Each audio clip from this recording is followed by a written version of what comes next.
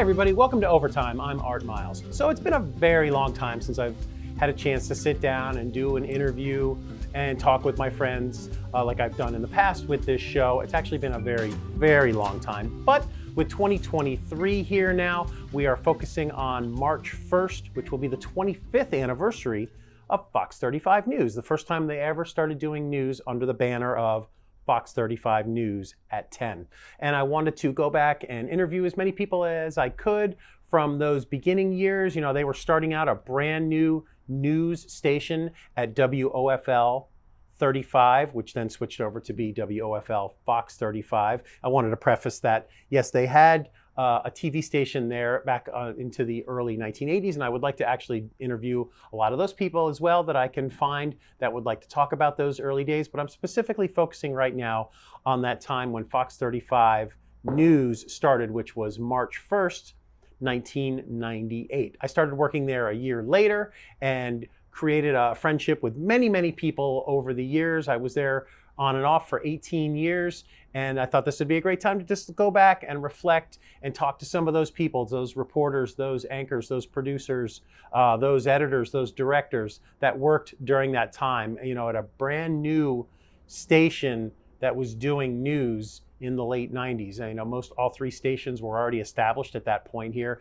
and this was something brand new that was going on at the Fox station. So I thought we would look back and reflect on those years. Our first interview is going to be with David Martin. He has been with the station now for over 25 years. This was our opportunity to sit down with him. See, now my joke's not going to be as funny anymore. I don't want to read this whole list of names anymore. So forget it. We had this whole funny thing at the beginning. We're not doing that. Sorry, everybody. You can watch that on the outtakes, on the DVD blooper reel and director's track that comes back later. But at this time, I'd like to welcome David Martin to Overtime. Welcome, David. It's good to see you. Not in person, but it's good to see you online. Likewise, my friend. Always a pleasure. I can feel your presence even over this WebEx. David Martin is our four-time Emmy-winning journalist with now just over 25 years at Fox 35.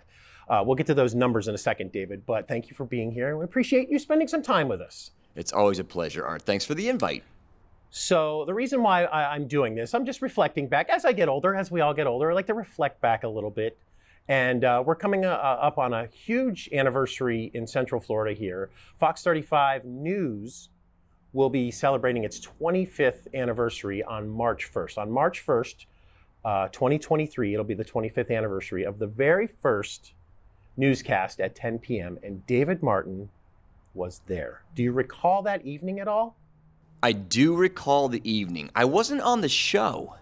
Because if you got bumped on the first show. Ooh, I got bumped. Do you know why? And you might remember this.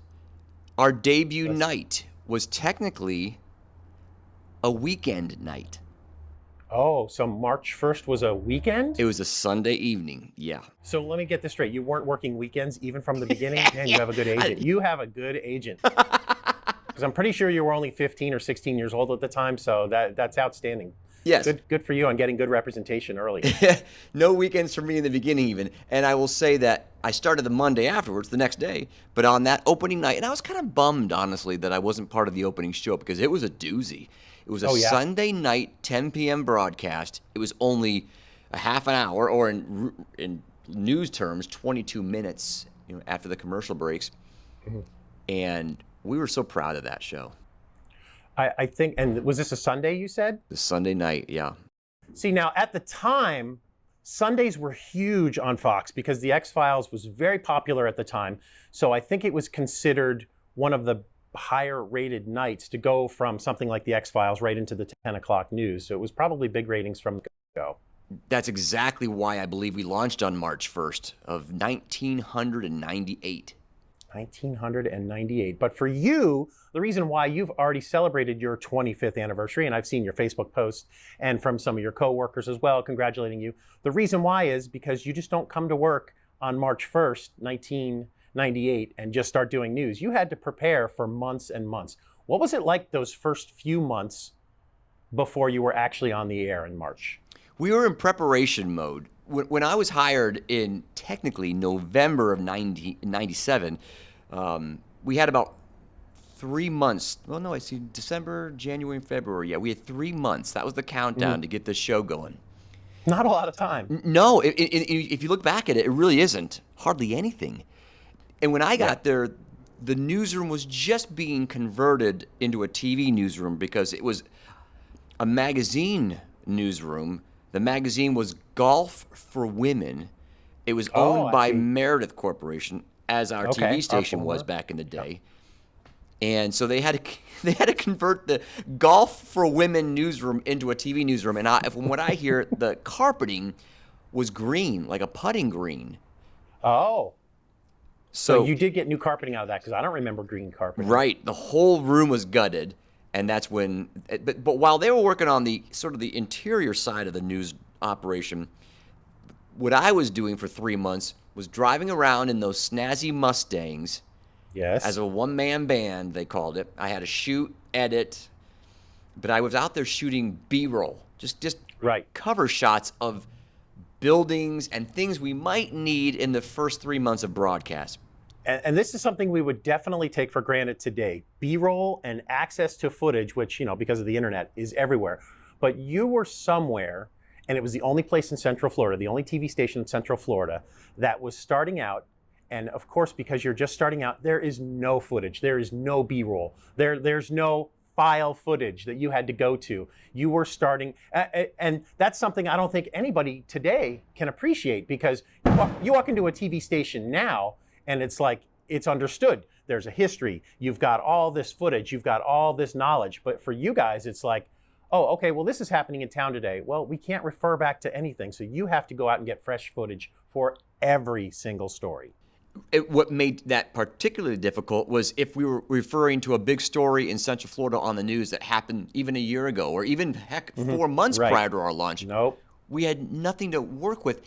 We may have had an agreement with one of the stations in town for some of the big stories. If we needed some kind of file footage, we would get some help from them. Some court case from a year ago that was about to wrap, things like that, Right. But that was unique for you guys, because by the 1990s, the late 90s, every station in town was 40 plus years old. So they had extensive B-roll footage where you guys had nothing. And I can't think of another station or a person who's starting a new job today at a TV station who has to deal with what you had to deal with at that time. Good point. No. And so we were stuck shooting hospital B-roll, theme park B-roll, courtroom B-roll. Schools and school buses and kids walking down hallways. We used some of that footage for years. We did. Even a lot of it we used until we switched to 16:9. Yeah, you'll sometimes see that footage floating around, but everything was from scratch, and it took we spent hours, 8-9 hours a day driving around just picking up scenes. At what point did you start doing like pretend shows, like where you would be like, okay, we're pretending like we're going on the air tonight, and we're going to do a real show, keep real time with it? I think at max maybe 2 weeks of rehearsals. Oof. That still doesn't feel like enough, though, does it? No, today it would be shocking to me to start off a show and have only 2 weeks, but it was quick. But you got to remember, everyone who was hired had newscast experience, right? Correct. And it was only a 22-minute show, of which we had sports when we launched, and weather.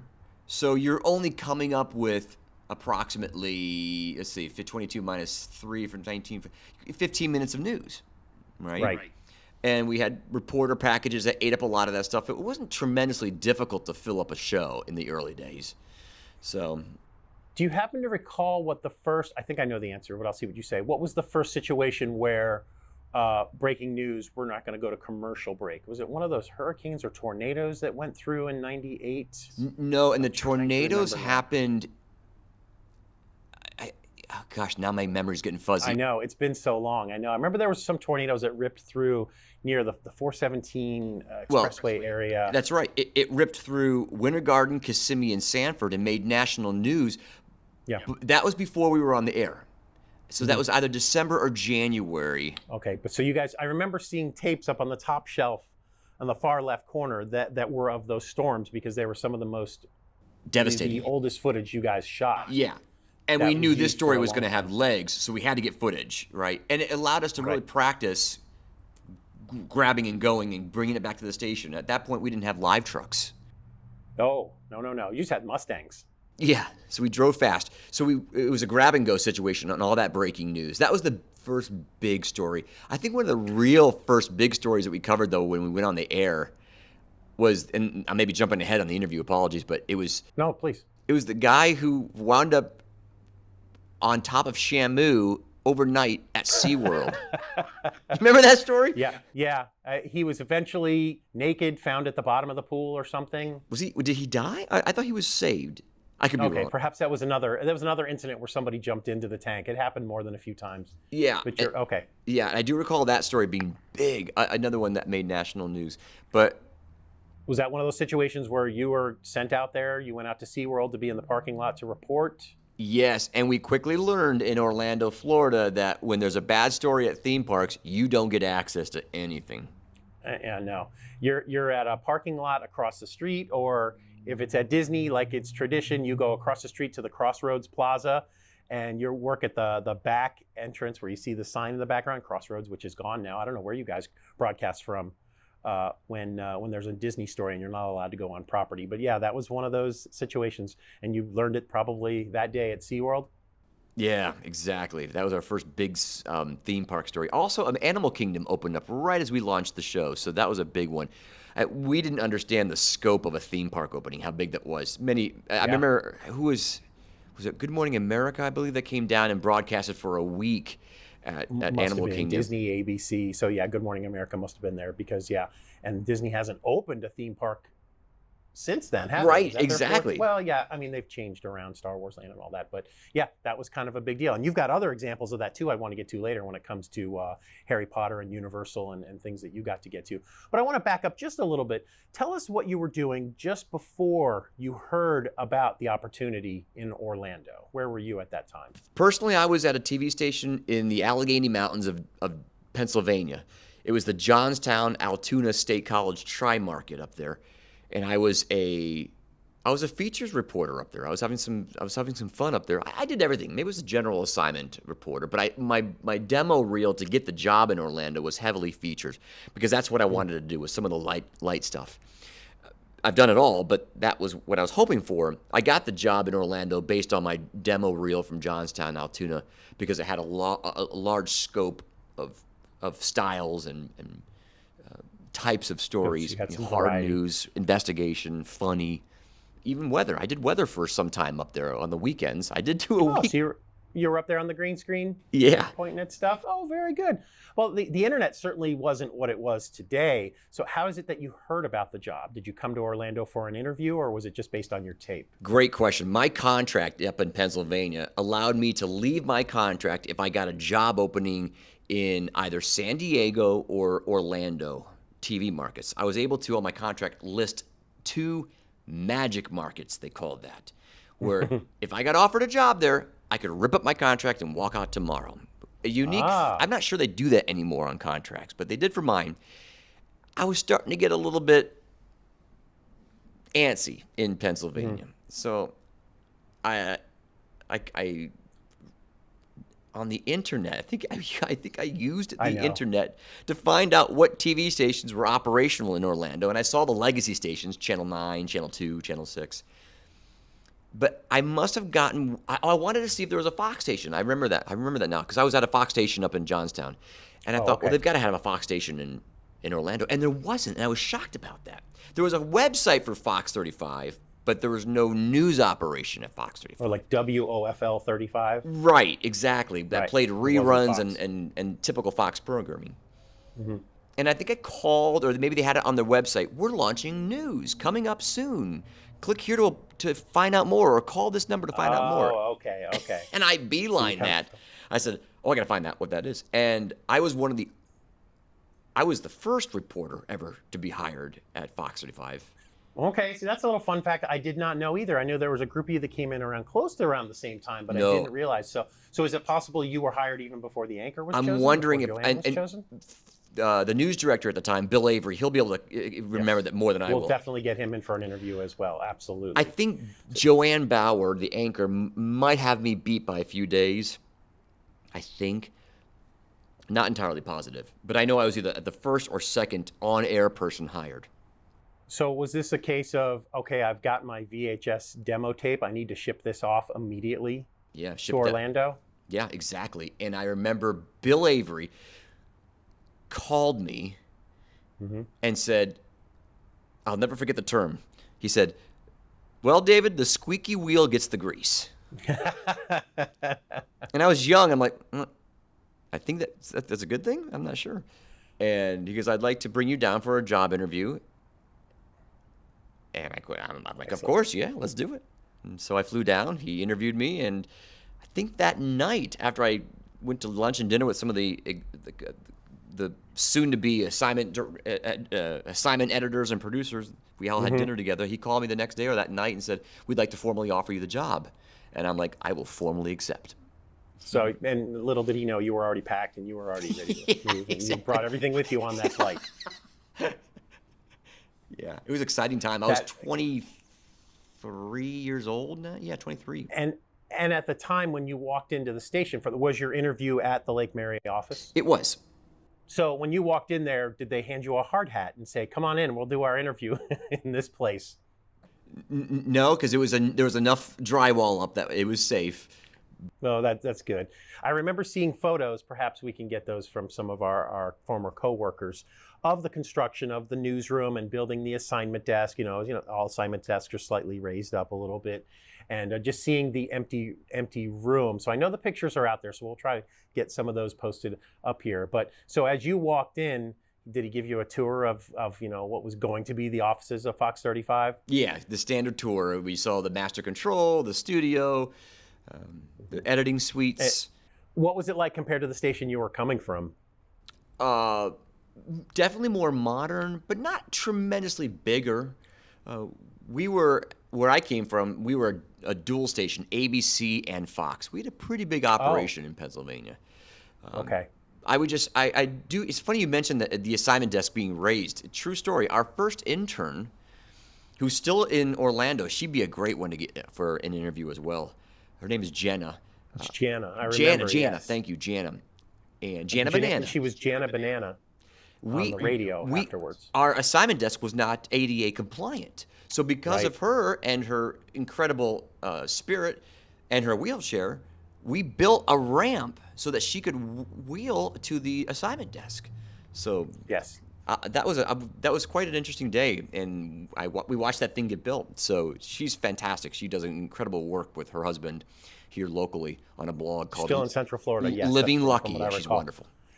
And occasionally I'll hear her voice somewhere, and immediately I hear it. I'm like, that's her. Even without introducing herself, I recognize her voice. I don't think I've ever met her personally, because when I started working there, almost a year to the date you guys first went on the air, March of '99, I don't remember if she was there or not. I mean, she could have been. I know Lewis was there at the desk, with a cigarette in the side of his mouth. And I'm trying to recall who else was at the desk at that time. Yeah, and doctors, it's funny about the cigarette thing. Doctors told him, "Look, dude, you got to stop smoking because your heart, you're aging yourself. You're putting yourself under too much stress." Yeah. It wasn't the cigarettes doing that. It was the job. Yeah, and he was so good at what he did. I'm hoping you're going to get to the opening night of our broadcast, because he was instrumental in making us successful. Yes, I'm sure he's got some great stories about that as well. I remember him leaving Fox 35 and moving on, going to the airport. And then we'll have to see if we can catch up with him and get an update and do an interview with him, as we're doing with you as well. Yeah, he's a good one. What I'd love to do is, because of the technology of WebEx and Zoom, things like that, is to get 5 or 6 of us all at the same time up here. And then I do a screen share and we watch the first episode together. Oh, I'd love that. Which is tape. And I will call out to one of our retired master control operators, who I know has that, as well as numerous blooper tapes throughout the years. And Art, do you have the original promo videos? I caught myself. The original promotions that we did for Fox 35 were shot on film. Oh, really? Yeah. You have those? I do. Now, who shot those on film? Was that Skyline, who was the production company that worked in the building, who recorded those? Yes, and if we can't find them, let me know. I've got a contact who still might have them. Perhaps even Bob Wacko a friend of ours would know where those are. He still works at Fox 35. It was Maybe he so would know neat. where those. It was as a 23-year-old. They were shooting film with these Mustangs. I'll never forget that. And the voiceover for the promo was the guy who used to Very do professional. the Howard Stern promos. Oh, really? Back in the 80s and the 90s? Yeah, Howard Stern, that dude, the guy that talked real low and gravelly. Oh, wow. And Okay, I I was definitely have to see those. blown away as a young guy. I'm like, this is amazing. Film and professional. Seeing yourself on voiceover. film for the 1st time, probably. Yes, yes. So the years go on. I mean, there was that first year or two where you had to get the station up and running. As there's no real time. It's like we're on the air every day. Whether you guys are ready or not. Right. And so it kind of really gets you into it. Some years go by.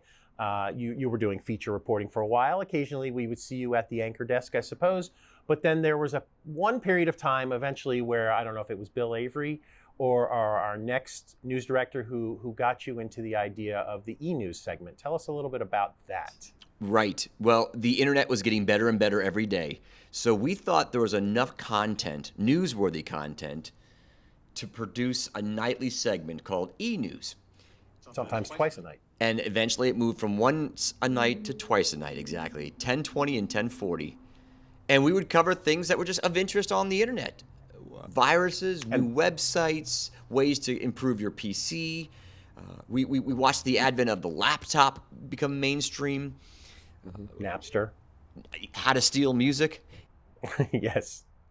I mean, and it was something that no other station was doing. And I can't believe none of them ever really picked up on it because I think it was a big hit with our viewers. And like you said, got it to be twice sometimes a night. I did that for probably 3 years between the years 2000 and 2003 or 2001 and 2004, somewhere in there.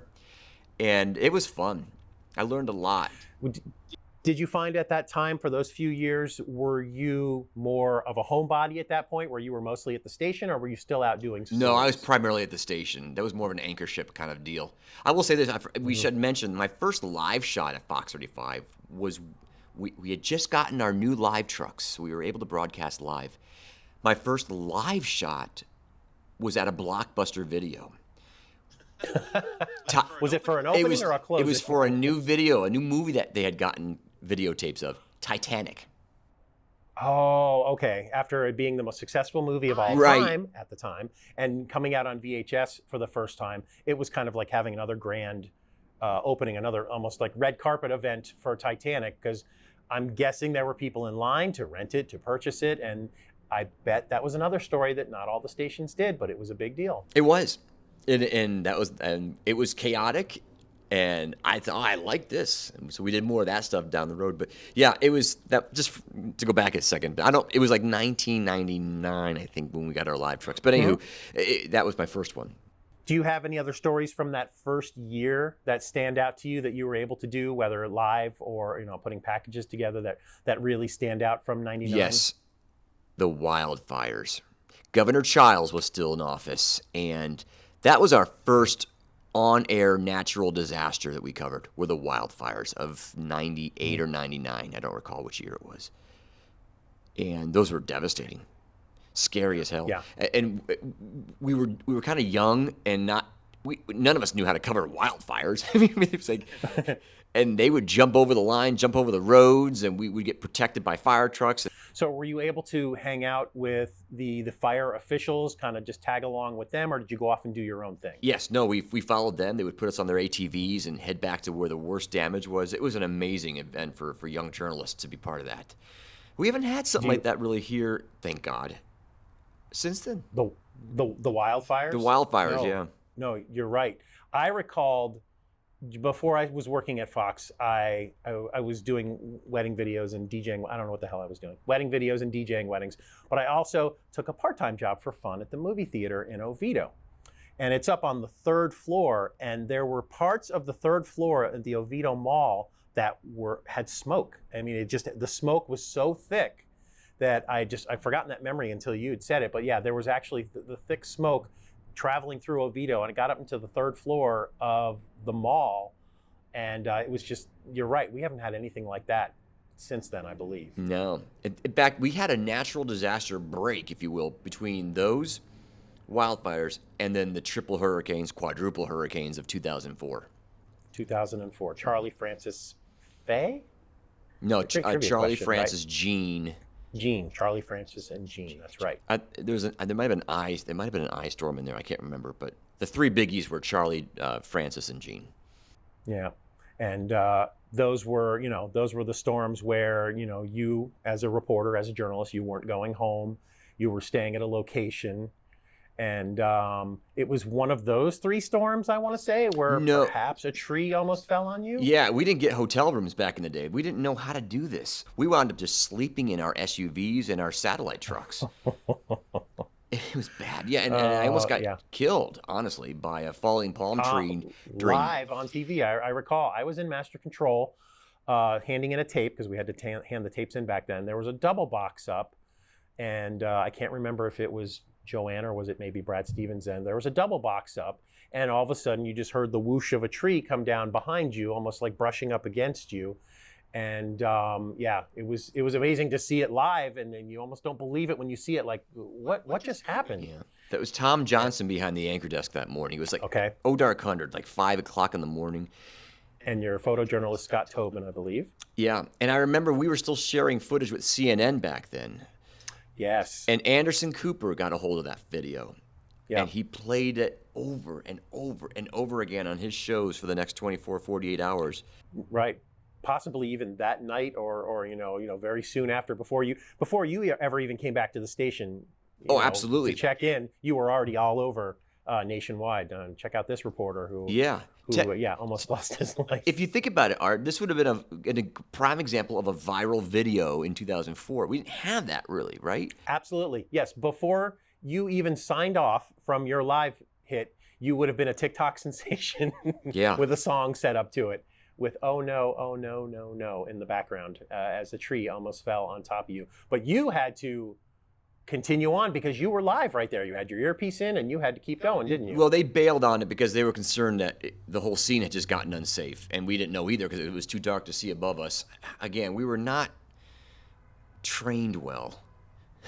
I mean, how do you train for a hurricane? You really don't. Well, you just got to get into. Yes, and we had Charlie under our belt, and there were no major catastrophes with Charlie and the crews. But now we know, and I'll never, at this juncture in my ever since then, I've never stood beneath a tree for anything at any point in my life. and for those of you who don't recall, it was the top of a palm tree that had broken off. Yeah. But we're not just talking about the tippy top. It was a good, 6 feet. 6 feet of the tree, and it made a tremendous thud on air that we all heard as it came down and brushed the back of you. Go. That's it for this episode of Overtime. Tune in next week for part 2 of our interview with David Martin, and we hope in the next few weeks we'll get some interviews with some of our old co-workers and our old friends. You may have heard your names popped up in some of these episodes. We're going to try and track you down and see if you'd like to talk with us for a while. That's all for now. Thanks, Walter, for the drone footage.